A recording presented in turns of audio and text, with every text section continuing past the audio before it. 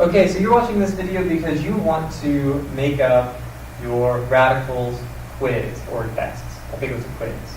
I'm not going to go over the quiz itself because there are different versions of the quiz and I don't want to do the version that wasn't yours, but I'll go over the review of the quiz, which covers all the same types of questions and how to do them so that on your quiz you can go ahead and sort of mimic the same process to help you solve your problems. So, the first type of problem, and I think there are two of these on your quiz, is find the domain of the radical function, okay? So there's several examples here. I'm not going to do all of them, but let me go ahead and maybe do those two. So the idea here is we're not supposed to be able to take the square root of negative numbers. So here I'm taking the square root of x plus 6. Now, x plus 6 cannot be a negative result. I can't have that be negative because I won't be able to take the square root of a negative number. So we're going to try and find values of x that I can plug in here that do not result in a negative value. Now, how we're going to do this, we're going to set this up the same way every time, is we want to make sure that this value, this quantity, this x plus 6, is bigger than or equal to 0. Because if it's bigger than or equal to 0, then it's not going to be negative. Thus, I've done everything I need to prepare myself to make sure I don't have any negative radicals. Right? So whatever's inside the radical, which in this case is x plus 6, just set it up where it's greater than or equal to 0, and then you can just solve for x. So we're going to go ahead and subtract 6 on both sides. Well, if x is greater than or equal to 0 minus 6, which is negative 6.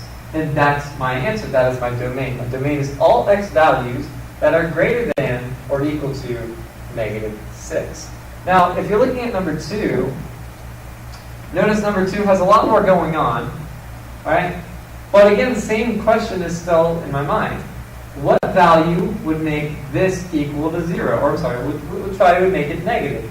Because all I have to do is check to make sure that I'm not taking the square root of a negative number. This 3 has no influence on this being negative.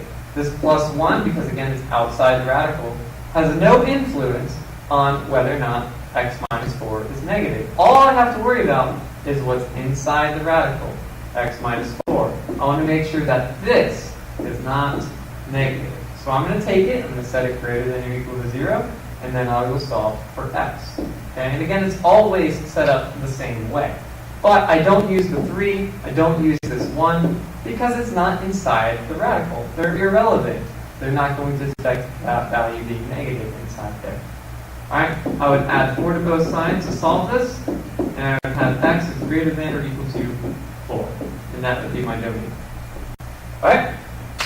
So, even in number 3, I'm not going to do number 3, but even if I were, that negative that's on the outside is irrelevant. All I care about is the 3x plus 9. I would have it, I would set it greater than or equal to 0. Alright, now for these simplifying problems. I guess I'll go ahead and start with these two.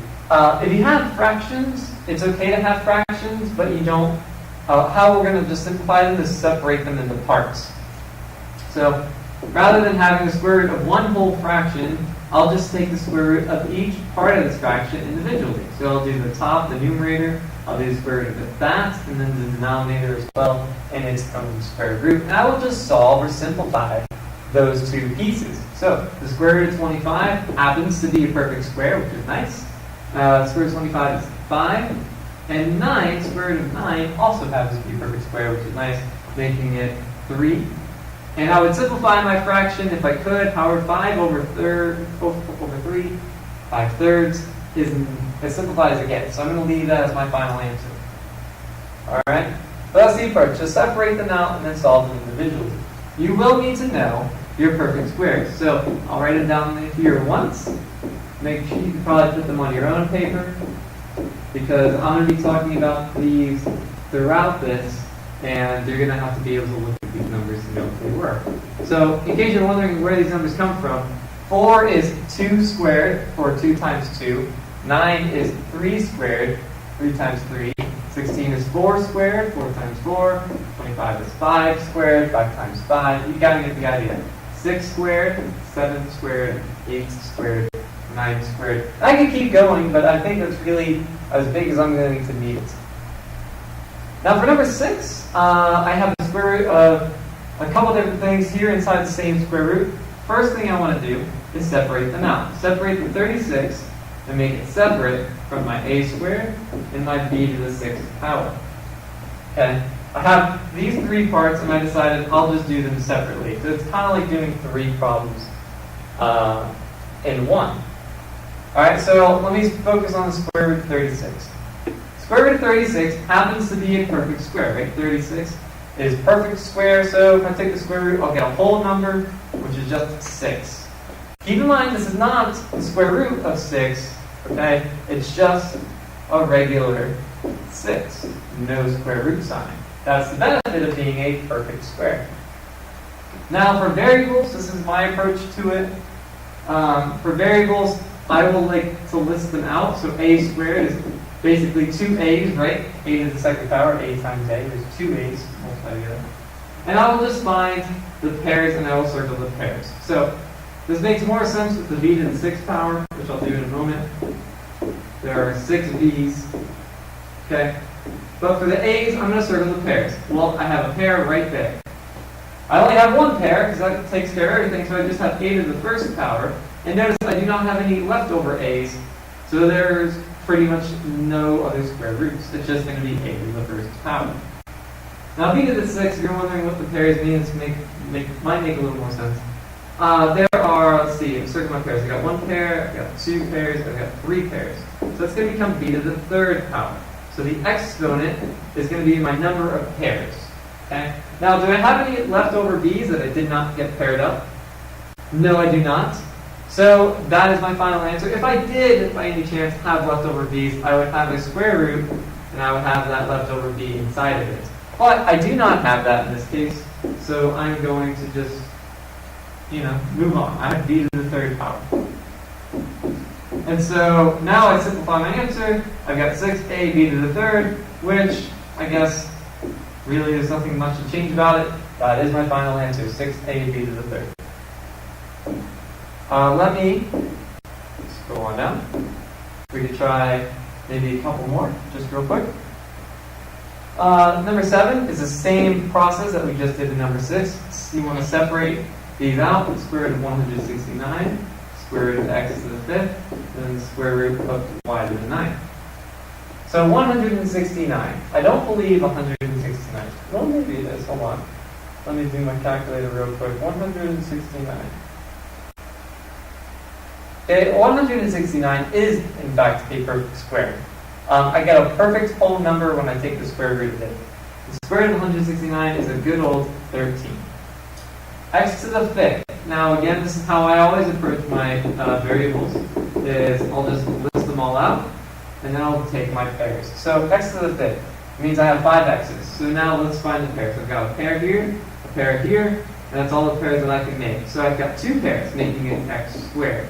But I have 1 leftover x inside the square root, so I'll tack that on as well. That kind of stays there, left inside the square root. Nothing I can do about it. Okay. So that's going to be, put it back over here, x squared, square root of x. And now I'll do this same thing with my y's. So I have 9 of them, so let me write out 9 of them. Not 9, but let me write a y. 1, 2, 3, 4, 5, 6, 7, 8, 9. So I've got a pair, 2, another pair, another pair. Alright, so I have 4 pairs, making this y to the 4th power, and an extra y. So I'll have that extra y stuck inside the square root. So this will become y to the 4th square root of y. Now notice when I wrote my results down, again, I've kind of treated this as 3 different problems, right? Like that first problem there, that second problem, and then the third problem, the x to the 5th and the y to the 9th. I didn't try to do too much at once. Okay.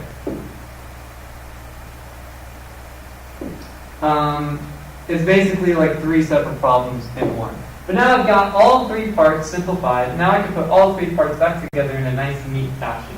So So what I like to do is I'll put these in order from basically what's outside a radical, or not inside the radical. I'll put that first, and then whatever's inside the radical, I'll have that last. So what's outside a radical, or what is not inside a radical? Well, 13 is not inside the square root, so I'll have that out here. The x squared is not inside the square root, so I'll also have that. And the y to the fourth is not inside the square root, so I'll go ahead and use that.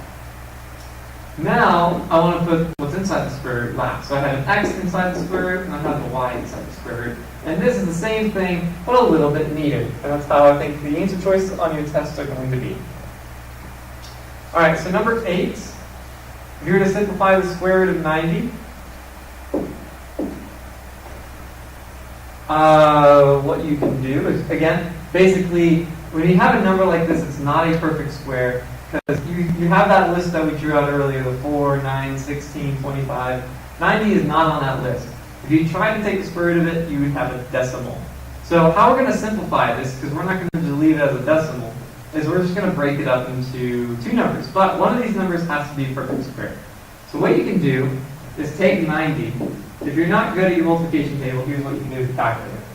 Take 90 and start dividing those perfect squares that we wrote down. Again, I would start with the biggest one you can, and then work your way down until you find the one that works. So I would start with 81, because 81 is the biggest perfect square before 90. And I would realize that it would give me a decimal, and it wouldn't work. So I would try something else. I would try 90 divided by 64. So that's the next biggest. I would realize that also doesn't work, right? And then I would try 90 divided by 49, because again, that's a perfect square, but that also would leave me a decimal, and wouldn't work. And if you keep going, sometimes it stinks because you do end up having to go through all of these to find one. But you'll find that you'll do the square root of 90 divided by 9, and that will work. You'll have 10. So you'll be able to use 9 and 10 to make a 90. Alright, so the square root of 9 is a perfect square, so that's going to simplify nicely into just 3. And the square root of 10 is left as a remainder and will not change. Okay. But keep in mind that 3 is not inside the square root. Do not write the square root of 3. That would be very bad. Okay? The benefit of being a perfect square is that you don't have that square root anymore. Right? It's just a regular 3. However, the square root of 10 is a remainder and leftover, and nothing we can do about that. Okay, so it stays the same. But that's the easy part. It's supposed to, you're not supposed to really change that. Alright. What else we got? Adding and subtracting. So these can be pretty easy. They have to be like radicals for you to combine them. So notice 3 square root of 5 and 9 square root of 5. These are both the square root of 5 terms. Just like, if you had 3x plus 9x. They're both x terms, and you could combine them to make, 12x. Right?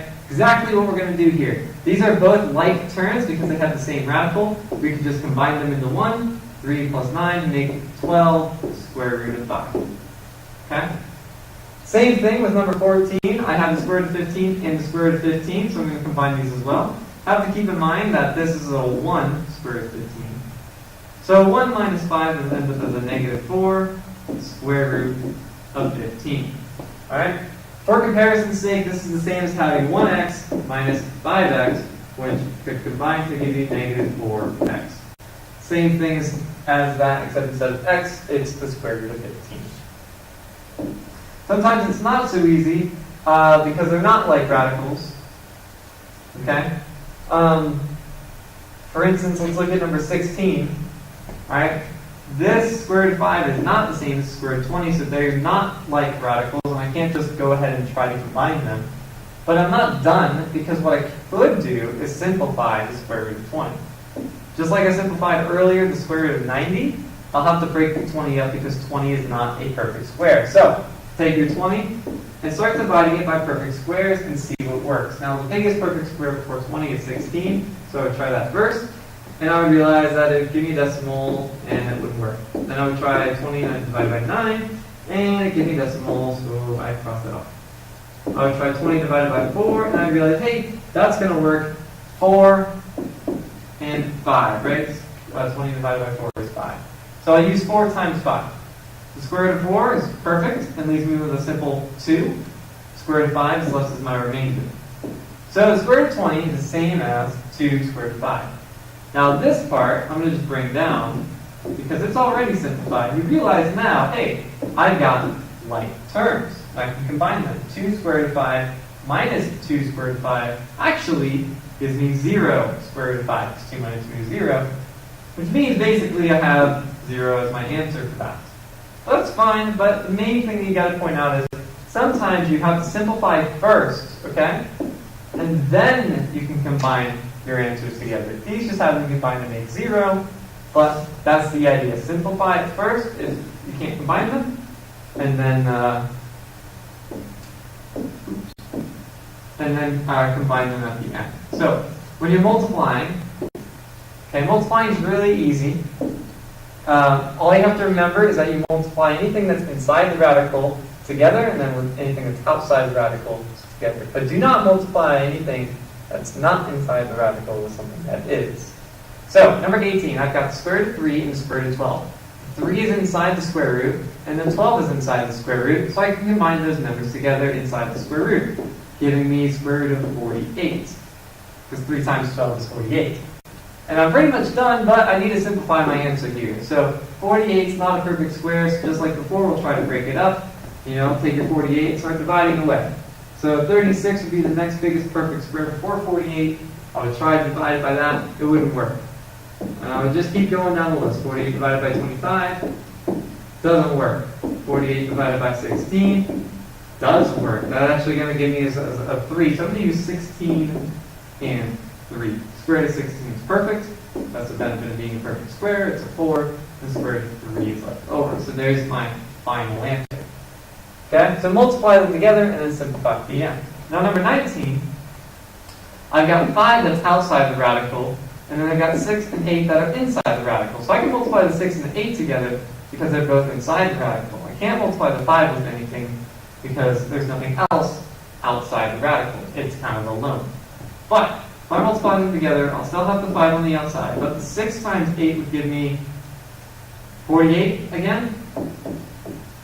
Just to save myself a little bit of time and not have to do the same process twice, we just realized that square root of 48 is 4 square root of 3. So this is going to be 5 times 4 square root of 3. And now realize that the 4 is outside the square root, and so is 5, so I can multiply those two numbers together now and make 20, right? And then the square root of 3 kind of gets brought down. Alright. These you're just kind of distributing. Let me go ahead and do, I guess it doesn't really matter either way, but let me do number 21. Alright, so when I try to do 3 times the square root of 2, keep in mind that the 3 is inside the square root and the 2 is not inside the square root. So I can't really multiply the 3 and 2 together to give me 6 of any kind. So, but if I do multiply them, because I can't still multiply them, all I would get is basically square root of 3 times 2 would just be 2 times the square root of 3. I can't physically multiply the 2 and the 3 together because, like I said, the 2 is on the outside and the 3 is on the inside. So I can't really cross paths like that. So I'm going to write this out as 2 times the square root of 3 because that's basically what I have, right? Now the square root of 3 times the square root of 27. Now they're both inside the square root, so I can actually multiply those together. And I believe, let me check my calculator. 3 times 27, I think it's 81. 3 times 27 is 81, yeah. So that'll be the square root of 81.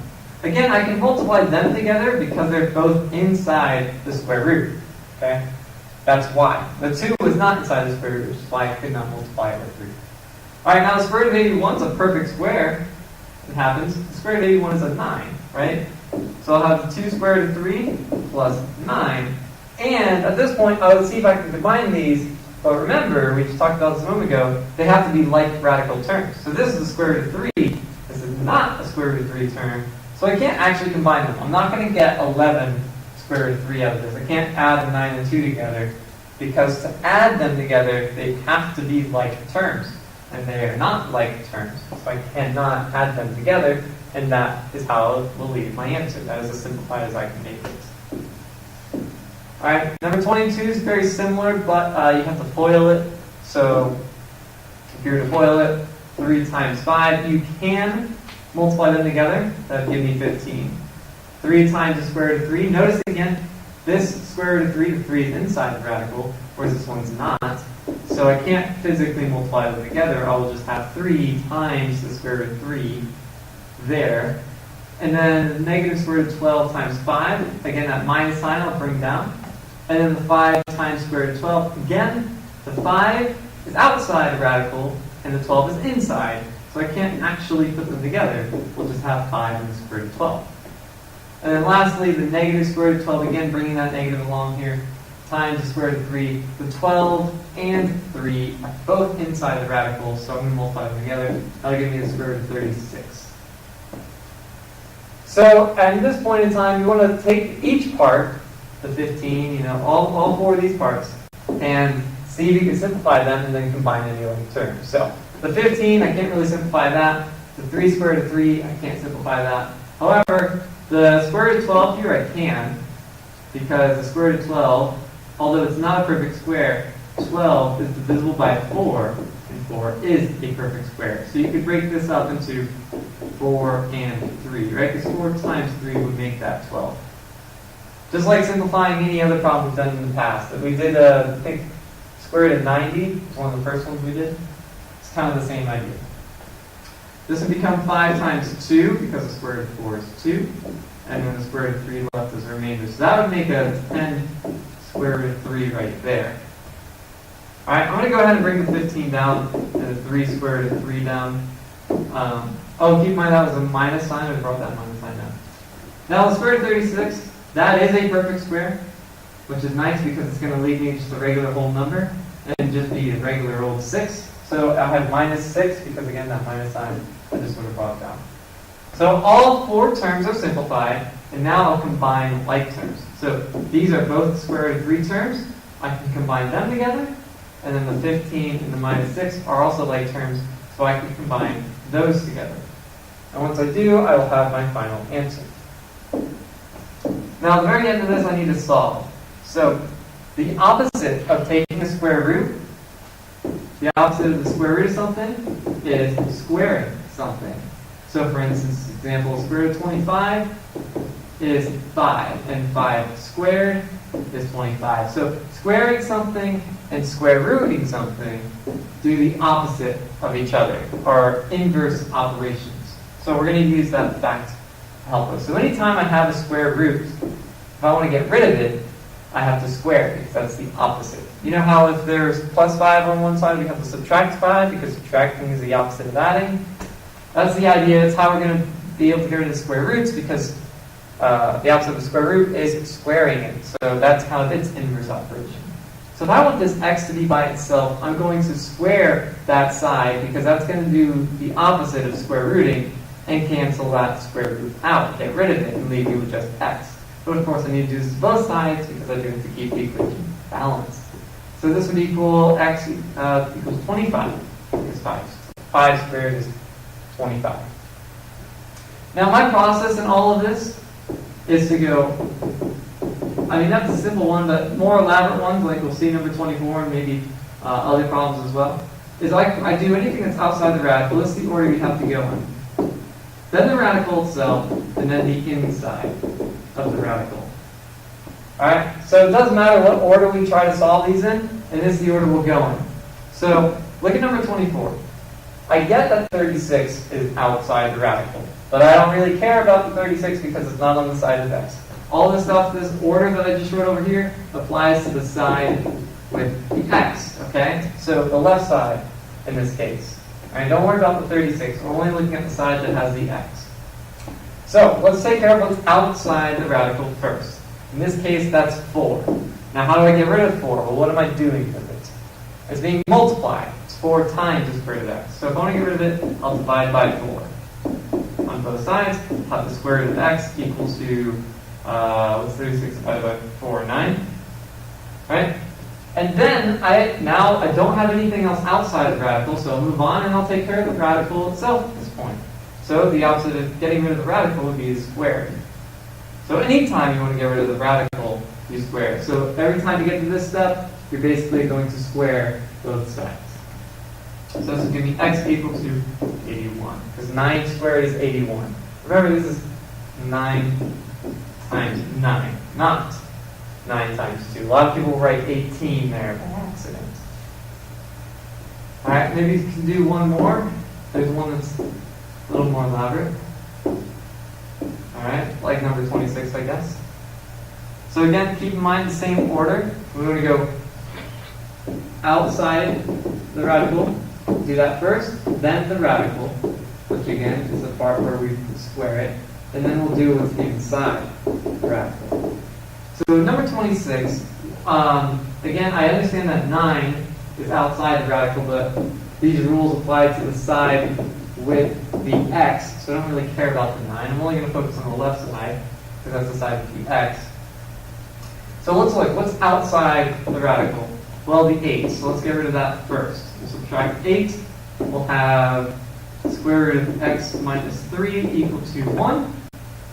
Alright, now there's nothing else outside the radical, right? Because the only thing that's left is x minus 3, that's inside. So now, I'll take care of the radical, right? That's my next step. So that's when I square the radical to get rid of it. So I'll have x minus 3 equal to 1, because 1 squared is 1. So 1 times 1 is 1. So now I'll do what was inside the radical, right? Obviously what was inside the radical is the x minus 3. Now I'll just simplify this process. So I'll add 3 to both sides. I'll have x equal to 4, and there's my final answer. So again, go in that order. Take care of what's outside the radical, then the radical, then what's inside the radical. Alright, I'm going to cut it there, and I will see you guys in another video. Okay? Adios.